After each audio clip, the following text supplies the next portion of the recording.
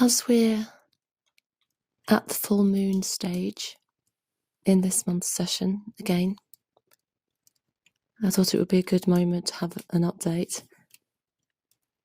Some of you may have seen that I actually made a bit of a recording a few weeks ago, but decided it was a bit too early to share my thoughts on certain things at that time, given that there's a certain imperative to be silent for a while. Not always my strong point. Being inclined to share information. It's good to give oneself time to digest at times as well, and especially to let people form their own thoughts without having any sort of influence from me. And I was also prompted to get in touch again. A couple of reasons. Also, by the way, today, it's almost the end of the day, February the 11th, but it is the Feast of Our Lady of Lourdes. I always have with me an icon from Lourdes, so this is very special to me. So I did want to mark this day. And then Catherine's email came, and I was also very glad to receive it, because I was kind of uncertain about how much I should really share with the group, or whether I should risk potentially tainting what, of course, is primarily spiritual work by introducing a little bit of politics, especially given that that's so subjective, of course, how one feels. For everybody who thinks that one side is the devil incarnate, the other side thinks they're perhaps not God, but sees them more in a saviour mode than the opposite. This politics, I think, really highlights the problem of binaries. And as I've said many times, false binaries are what we must beware of. They're the source of conflict in the world. But nevertheless, it was also, I think, I felt like I suppose I needed to share and to confess with others around me how I've been feeling, and actually how what's going on in the world around me, my immediate world, and, the world at large, is impacting me, as I'm sure it impacts others as well. It's difficult to be immune unless we've reached such a happy position in life that we really can rise entirely above such matters. All those A influences, as Moraviev called them. What I was referring to was some teachings from Boris Moraviev's wonderful book, 3-volume book called Gnosis, where he talks about A and B influences. A influences being essentially the mundane goings on of the world, the things that assault us on a daily basis. The worldly influences. Whereas the more subtle B influences are really the messages from the spiritual world that we need to pay heed to, especially if we don't want to get bogged down in conflict and dragged into false binaries that are irresolvable. And actually, my earlier video perhaps was more balanced than I gave myself credit for, in that, I did acknowledge that at that time I was making it, America and Britain especially, but also I think elsewhere in the world, are going through big political changes. And for everybody out there who's happy that their person got in, there's somebody else who's, miserable that exactly what they didn't want to happen happened. It doesn't really matter what our opinion is. The fact of the matter is that people are divided along political lines, and it's one of the things that we would hope to resolve, is to find common ground in a mundane world that's very divided and unhappy, and lots of anger and frustration economic problems, environmental problems, all kinds of, we know what's happening out there. There's too many things to even mention, and whichever side of the political divide we're on, there are issues. And, if you care about your country, your people, your life and the world, it's difficult not to get involved in some way. And also to remember that in this work, we're not, although we want to have our influence and we aim to have an influence that comes from above, from the spiritual world, as indicated by the Hanged Man, whose roots are in heaven. And therefore, for the impulse of the will that's guiding him is a heavenly impulse, which we also wish to cultivate. We here have not left the world. We're not, most of us, I don't think, monks living in cloisters. We have an hermetic impulse, but the idea is to help rectify the world, not abandon it. And there's somewhere in Meditations on the Tarot where Valentin Tomberg does write about this. And I can't remember off the top of my head which arcanum this is in, but basically explaining to us that, we can go a long way along the road of personal cultivation, personal power, if you like, and climbing the holy mountain ever and ever higher, cultivating siddhis, and, following a path of spirituality and occultism. It's possible to get to quite a degree of personal attainment with devoted practice, as I'm sure many people here know from their own personal experience, and the states they're able to achieve, the levels of consciousness, the spiritual insights and contacts that you will have personally with your angels, and just that sense of spiritual unfoldment and the gifts of the Spirit, the fruits of the Spirit. But nevertheless, there comes a point when you reach the top of that mountain, or as high as you're going to get, perhaps, and the biggest test of all comes, which is, do you leave contact with the earth and rise up, detach, which would be the more Eastern way, would be a form of detachment from the earth? Or do you renounce the siddhis and plod back down into the muddy valleys below the mountain, away from the sunlit uplands, which are so tempting, I suppose you could say, in an ironic kind of way, because all the way up the mountain, this cultivation and of sacrificing, I suppose, the lower to the higher as you attempt to rise. And it does take what feels like a sacrifice, certainly dedication and work, and maybe an awful lot of personal trauma and suffering as well, through renunciation. Actually, this stage of the work that we see with the Hanged Man, as I think is explained in some of the notes, is renouncing the higher to the lower, which is counterintuitive in so many ways, and not what we feel like we want to do.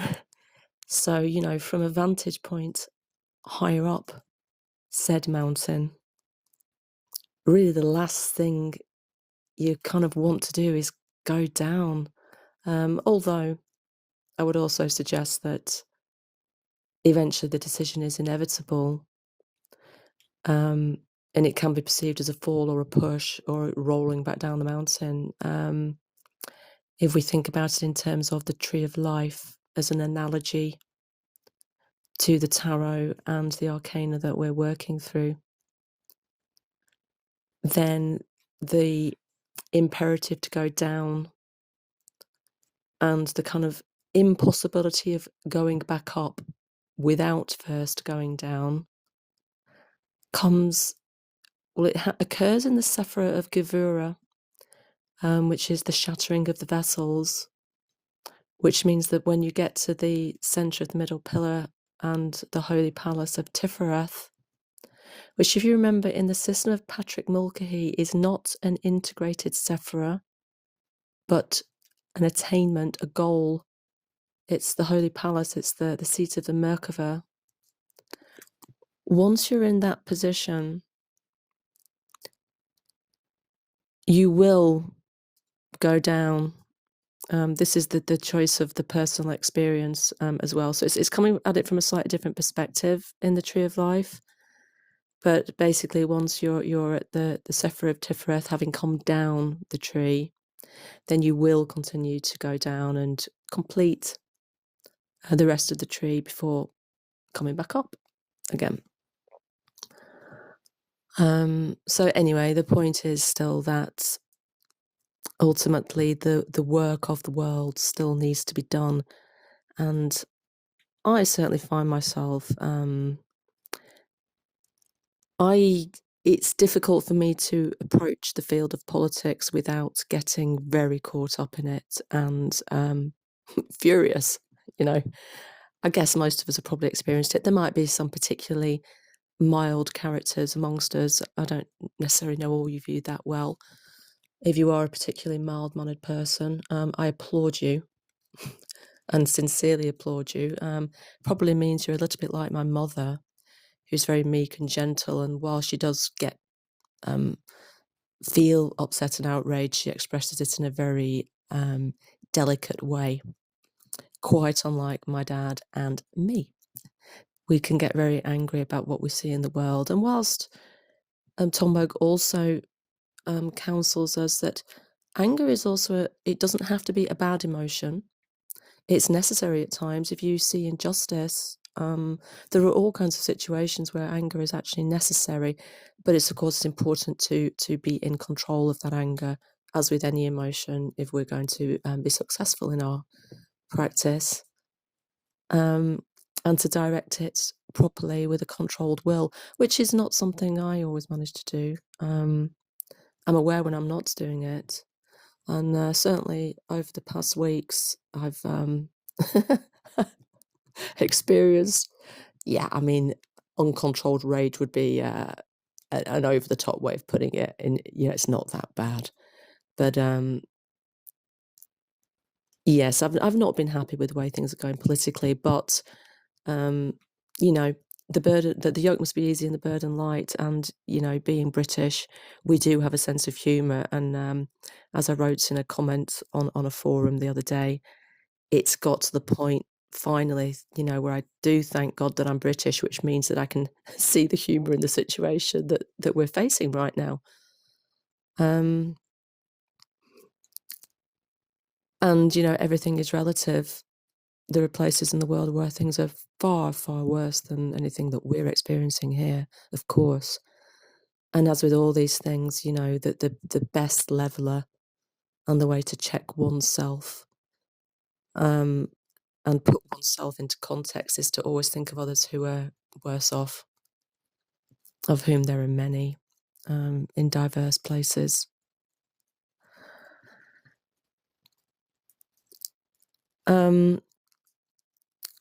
And so this good-evil binary, I guess, there is a sort of consensus forming around the idea that, yes, there is a relativity to that, because, as I've already agreed, one man's meat is another man's poison, although I still maintain that there can be acts of pure evil and absolute good that are not relative, but absolute. I don't want to give an example. I think now what our Silver Age mages might say is that you can have an absolute act of good or evil, but it's momentary. It can only be contextualized in the moment in which it occurs, because in the next moment, the situation will always have changed, because there's continual evolution in the time on Earth that we're living in. And so what is an absolute good in one moment may not be in the next. There could be a knock-on effect, but I don't know. That's what they would say, but I'm still undecided on that.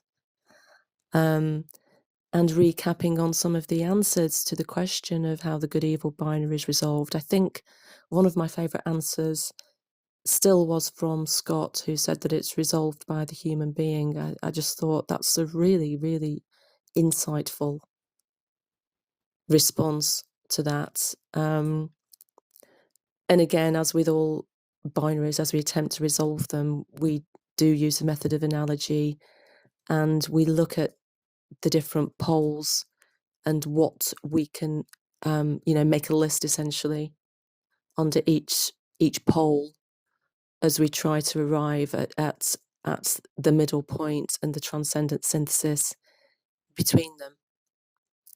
What would we write down in our list under the banner of good, and what do we write down on our list under the banner of evil? From our personal point of view. And that then enables us to reflect on what the midway point would be, in the same way that the middle point of light and dark is penumbra, shadow. There's always a central axis. And I think I already mentioned, I suggested that conscience, which of course is related to being human, might be also in that middle transcendent position.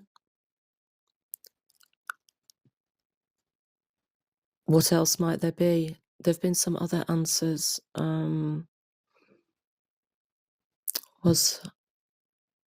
can't remember off the top of my head. There have been a couple more answers to that problem that have come, but I think it's the human and the conscious that's stuck in my head. But that doesn't mean we've resolved it yet. It's just beginning. I mentioned to Abraham that I've done a diagram about this. I actually did do a diagram in attempting to resolve the good-evil binary, and it was more of an analogy with some other factors, but that was the overall. This is part of the great Arcanum of Magic as well.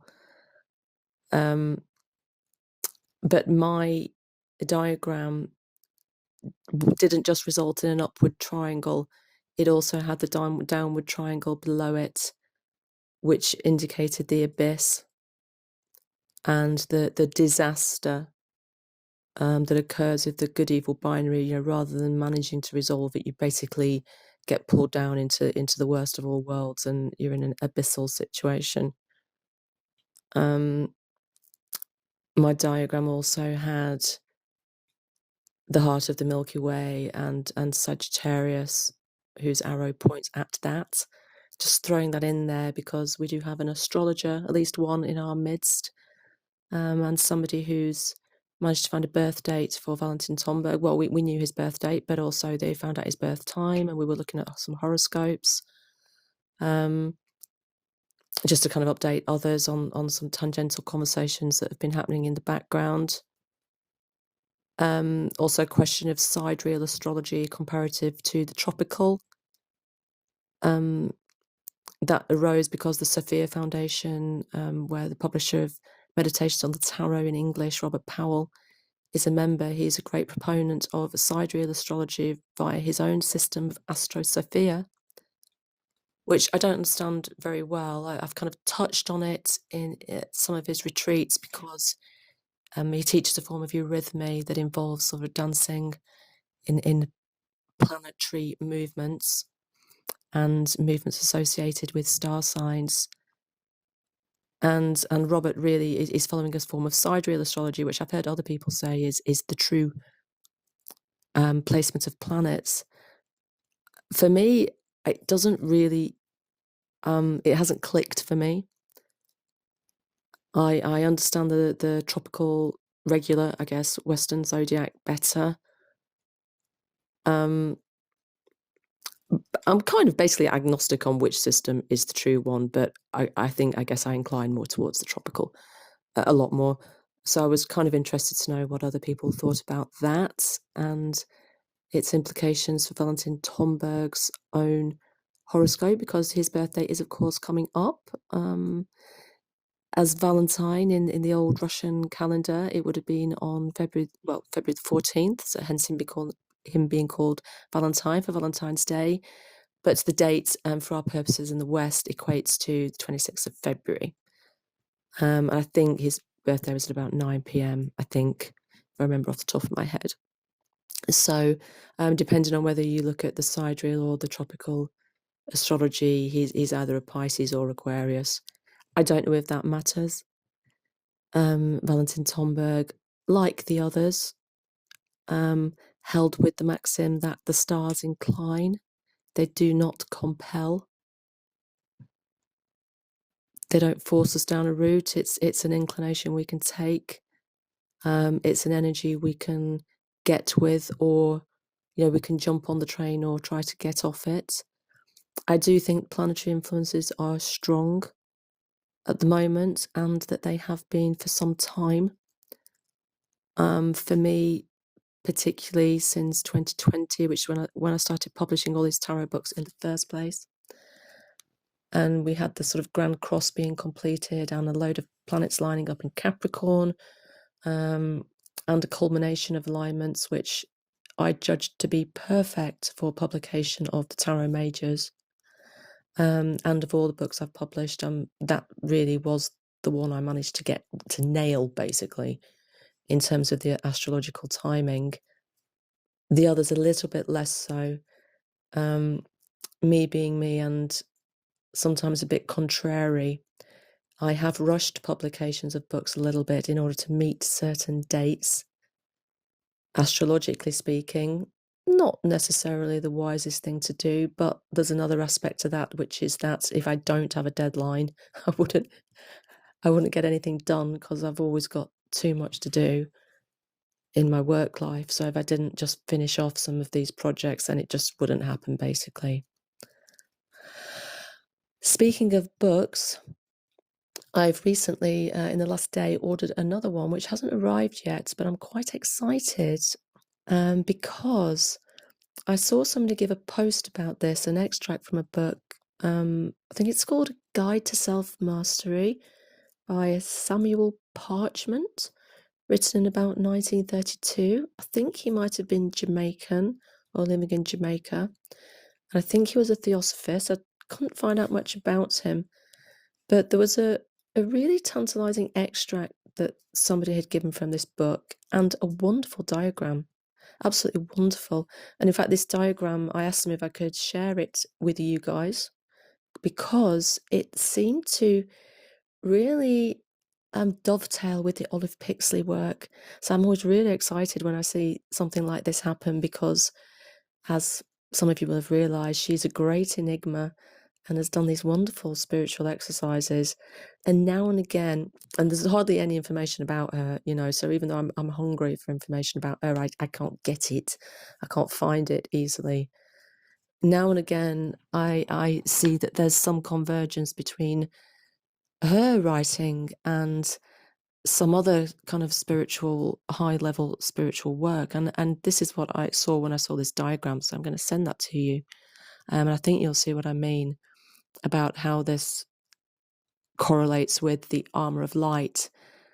And just a sort of reminder that Olive Pixley was a very, she was understated, but her family, her father and her brother, she came from a very well-connected family, and a father who was a Grand Master Mason and a Knight of Jerusalem, and a extremely beloved and highly regarded person. I think a lieutenant of Buckinghamshire or someone like this. So a really eminent character, her father. And there must have been books and some, even if it was just a subliminal passing of sharing of mind between father and daughter and son, you know, as a master of his craft in his own right. I think it's Major Pixley. Yes, I wonder what books she read as well, and how she connected and linked to some of the other great initiates in Britain, including, of course, Dion Fortune, and the magical Battle of Britain that went on. One or two members of this tarot group, my Thomases from the Inner Abbey, they're also, of course, extremely embedded and connected into the Avalonian groups here, the Dion Fortune groups. So they'll be aware that there are sort of fairly continual discussions amongst the Dion Fortune community about safeguarding of the kind that Dion Fortune engaged in. Dion Fortune particularly was engaged in defence of the realm, of course, of Britain, from a spiritual perspective during the time of Hitler. And I think I'm putting wood on the fire, by the way, if you hear me making a noise. And in these groups, I think I get the feeling that the concerns are more of conflicts elsewhere in the world, which are, you know, as we've already established, there's many places much worse off than Britain right now, far worse off, and always have been probably. So they're thinking of those conflicts, whereas my concern with a spiritual effort on a grand scale, which reached beyond our shores, was in danger of being highly unstable because people in England and Britain, or any one country, are not in agreement amongst themselves about where the source of evil really lies. Back to our binary again. Obvious examples, of course, are the two of the major conflicts going on in the world right now, between Israel and Gaza and Ukraine and Russia. And again, it's not a point to make out who is right or wrong, but simply to acknowledge that there's two teams. In Britain, there are people who prefer one side and people who prefer another, and the same for Russia and Ukraine.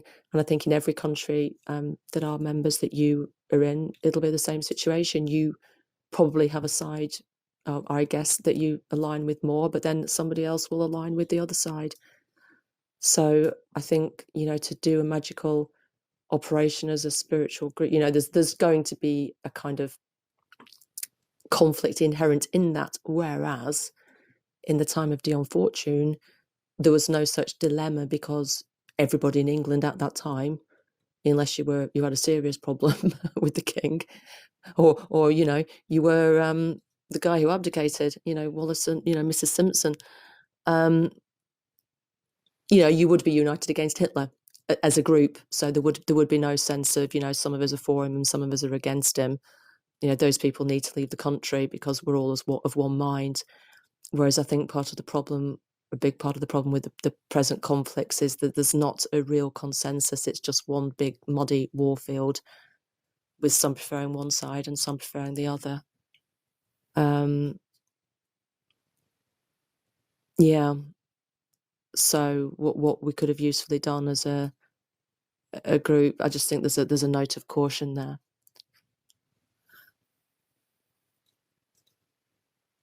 And it's interesting, isn't it? You know, really, I think particularly thinking of the Israel-Palestine question,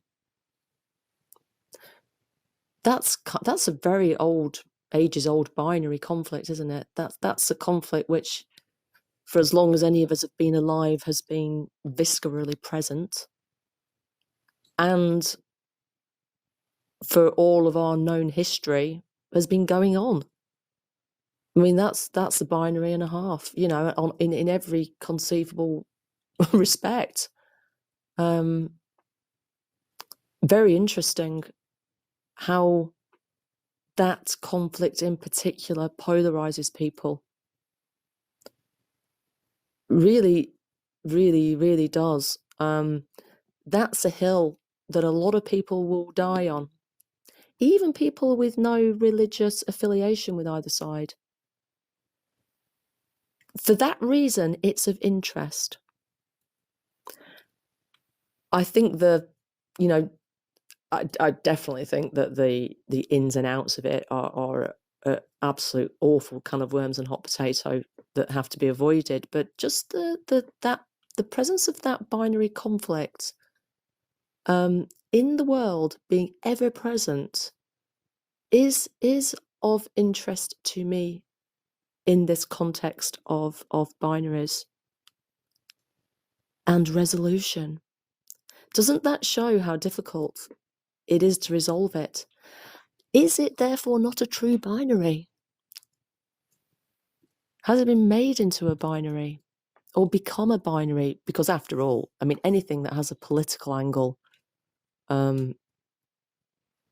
it's we already know that Labour Conservative, that's a false binary. Republican Democrat, that's also a false binary. Although probably you've got more of true opponents now than perhaps you have in the past. But I think certainly in Britain, the idea that we've got a real choice between those two is, for the birds. But the Israel-Palestine conflict, but is that a true binary? Certainly each side at one level sees the other as the embodiment of evil or treats them as such.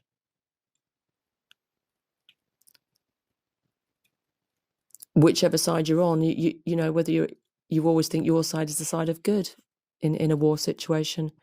I guess that the same could have been said for Britain and Germany, that each side at some level felt they were on the side of good, rightly or wrongly. Who's to say? I guess.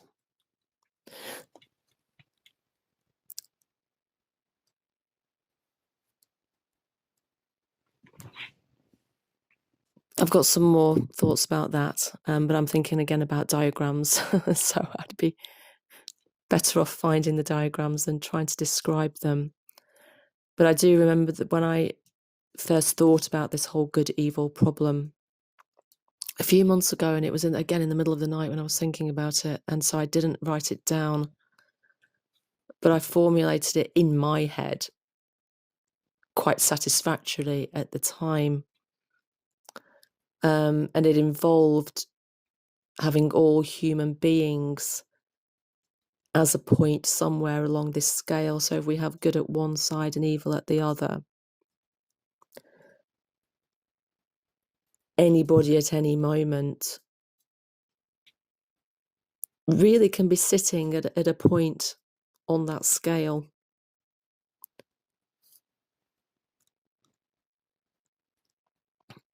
And it's through that group collective that the kind of spaces between are filled in, which goes back again to the idea of the human being, him or herself, being the source of the resolution.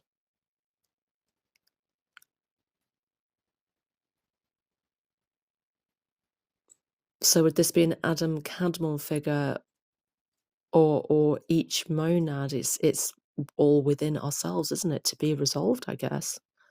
The twin horses of the soul, the Phaedra and Charioteer.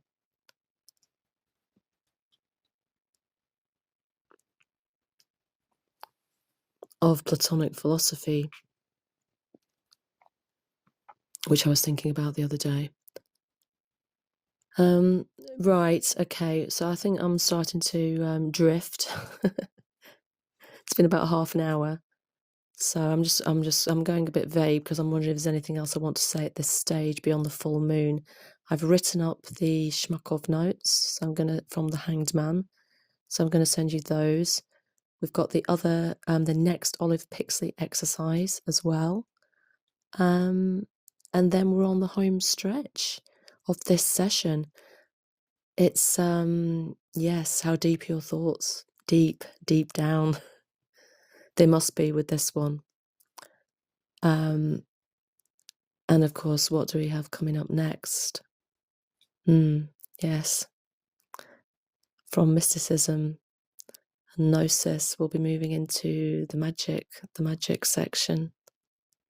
But first, let's get through the gnosis. My spirit rejoices in God, my Saviour. He looks on his servant in her lowliness.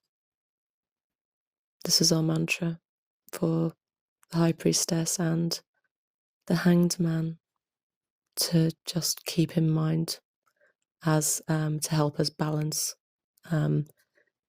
those forces. Right.